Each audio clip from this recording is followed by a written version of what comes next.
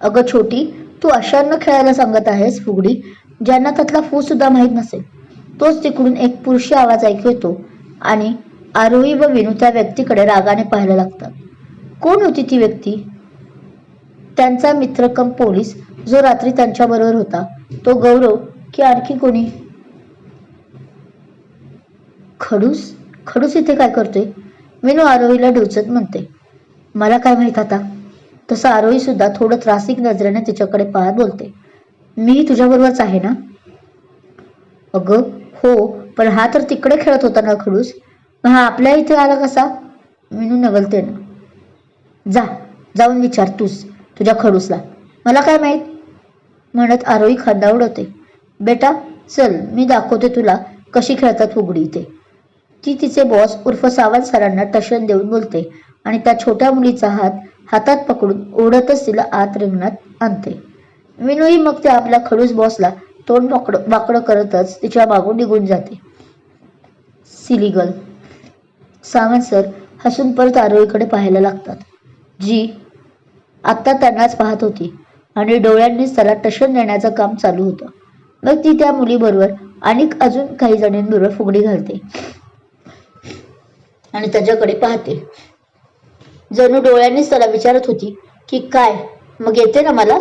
तेही हसून मग हाताने 3 बोटं तिला दाखवत छान म्हणतात आणि तिथून निघून जातात. ती तसंही खरंच छान फुगडी घालत होती. आरोही, विनू आणि आता त्यांच्याबरोबर त्यांचा मित्र गौरवही आला होता. तिघेही नुसते कल्ला करत होते. रामकृष्ण हरीचा जपही एकीकडे चालला होता आणि दुसरीकडे त्यांच्या इतर वारकऱ्यांबरोबर गप्पाही.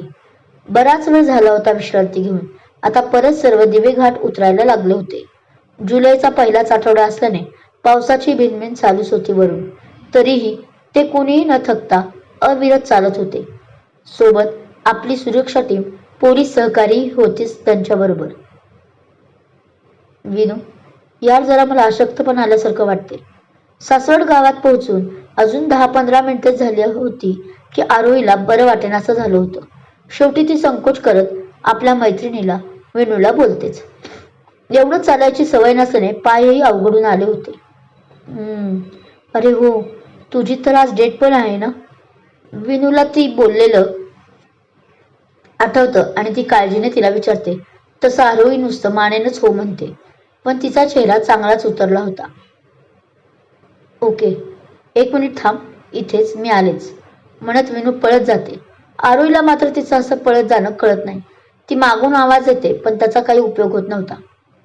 ही विनू पण ना कधी कधी कहर करते. 5 मिनिटं झाली तरी ती आली नाही हे पाहून आरोही तिच्यावर वैतागत तिथंच बसून होती. तिथेच 2-4 मवाली केव्हाचे तिच्याकडे टक लावून पाहत होते हेही तिला माहीत नव्हतं. कारण सध्या तिचं पोट खूप दुखत होतं आणि ती त्याच टेन्शनमध्ये होती. चल, तोच तिला एक आवाज आला आणि एक रागकट हातही समोर आला. तिने वर बघितलं तर तिचा बॉस सावंत सर होते. तिला आश्चर्य वाटलं. सर तुम्ही? तिने जरा घाबरतच इकडे तिकडे पाहत म्हटलं. डोंट वरी PSI, मी काही तुम्हाला किडनॅप नाही करणार किंवा त्रासही द्यायला काही आलो नाहीये. ते हसून आपल्या हाताकडे जो अजूनही तिच्या समोर धरला होता त्याकडे पाहत म्हणतात. चला. पण ती काहीच बोलत नाही आणि नुसतीच त्याच्या हाताकडे पाहत होती म्हणून ते थोडं मोठ्या आवाजातच बोलतात. सर, पण कुठे? ती आता थोडी परत साशंकतेनेच विचारते. तिला तर ते काय बोलत आहे याचंही भान नसतं. तुम्हाला त्रास होत आहे हे तुमच्या मैत्रिणीने मला सांगितलं आहे. इथे जवळ माझ्या पाहुण्यांचं घर आहे. तिथे नेतो मी तुम्हाला, ते खूप प्रेमाने बोलतात. काय? ती आता मागून पळतच आलेल्या विनूकडे रागाने पाहत त्यांना बोलते. तिला अजिबात विनूचं वागणं आवडलं नसावं हे तिच्या डोळ्यांनीच कळालं होतं. यात चिडण्यासारखं काय आहे मिस आरोही? हे माझं कर्तव्य आहे. तसंही ड्युटी मीच तुम्हाला कसल्याही गोष्टींचा विचार न करता दिली होती. जी चूक सुधारण्याला मला आता मिळत आहे तर. ते खूप शांततेने बोलतात. चला आता, येताय ना? ते परत तिला बोलतात.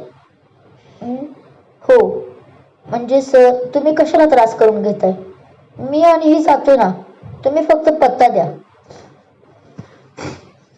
ती पटकन बोलून जाते, कारण आता तिला त्यांच्याशी कसलीच हुज्जत घालायची इच्छा नव्हती. सध्या तिला जाऊन आराम करायची गरज वाटत होती. नाही, नको, तसं सावंत पटकन बोलतात. म्हणजे त्या तुमची ड्युटी करायला आल्यात, तर त्या करतील आता तुमची ड्युटी. आणि तसंही पाहुणे माझे आहेत. मी चालेलं बरं. मिस कॉन्स्टेबल वीणा, तुम्ही जा आता आपल्या ड्युटीला. तिला काही न बोलू देता ते वीणाला ऑर्डर करतात, तशी तीही पटकन हो मध्ये मान हलवते आणि निघून जाते. पण जातानाही तिला सॉरी ना म्हणून डोळ्यांनी खुणवते, पण आरोही त्यावर काहीच बोलत नाही. चला, येताय ना, सावंत सर परत बोलतात. तसं ती हो म्हणून मान हलवते. ते हसून मग पुढे चालायला लागतात, तर मागे तीही. थोडे अजून अंतर चालून होतच नाही की गावातील अचानक लोक त्या दोघांना भेटतात, जे सावंत सरांच्या ओळखीचे असतात. मिस आरोही, ते इथून 10 मिनिटाच्या अंतरावर एक वाडा आहे, गुलाब नावाचा. त्या घरात माझे नातेवाईक राहतात. तुम्ही त्यांना माझं नाव सांगा, ते घेतील तुम्हाला आत. तसंही फोनवर मी सांगितलं आहे त्यांना आपण येत असल्याचं. ते त्या इतर गावकऱ्यांशी बोलता बोलता अचानक थांबून तिला म्हणतात, कारण गेले 5 मिनिटं ते तिला विसरून गेले होते आणि गप्पा मारत होते, ज्यामुळे ती अवघडली होती आणि त्रासामुळे त्रस्तही झाली होती, जे त्यांना तिला पाहताच लक्षात आले होते. बरं सर, म्हणून मग तीही चालायला लागते. काय ही कटकट आहे. मग आधीच मी म्हणत होते की ॲड्रेस द्या, मी जाते, तर तेव्हा कशाला शायनिंग मारली या खडूसने. ती स्वतःशीच बडबड करत खांद्यावर घेतलेल्या आपल्या सॅकच्या बेल्टशी खेळत चालली होती. तिचं कुठेच लक्ष नव्हतं आसपास. फक्त मनात आपल्या त्या खडूस बॉसला जितक्या शिव्या घालता येत होत्या तितक्या ती देत चालली होती, भर उन्हात. काय मग पोलीस साहेबा, येता का आमच्या गाडीवर? आम्ही सोडतो तुम्हाला गुलाब बंगलावर. जरा 5-6 मिनिटं ती चालली नव्हती की मागून त्याच मवाली गुंडांच्या बुलेट तिच्या भोवती रिंगण घालत बोलतात. No thanks, I will. ती त्या सर्व बुलेटवरच्या मवालांकडे पाहत रागात बोलते. ओ, या लेडी सिंगम आहेत दुसऱ्या. राजाभाऊ, बघा ना कशा इंग्रजी झाडतायत. तोच त्यांच्यातला एक जण बोलतो. हा मग झाडू देत ना, आपल्याला काही येत नाही का इंग्रजी? त्यांना माहीत नाही ना आम्ही बी लंडनला जाऊन शिकलोय म्हणून. तो मुलगा आपल्या गळ्यातला लाल रुमाल काढत दात विचकत म्हणतो. आणि गुंड्या, अरे त्यांना लेडीम सिंगम काय म्हणतो या? त्या तुझ्या होणाऱ्या वहिनीसाहेब आहेत ती, ते बी मोठ्या वहिनीसाहेब, समजलं का?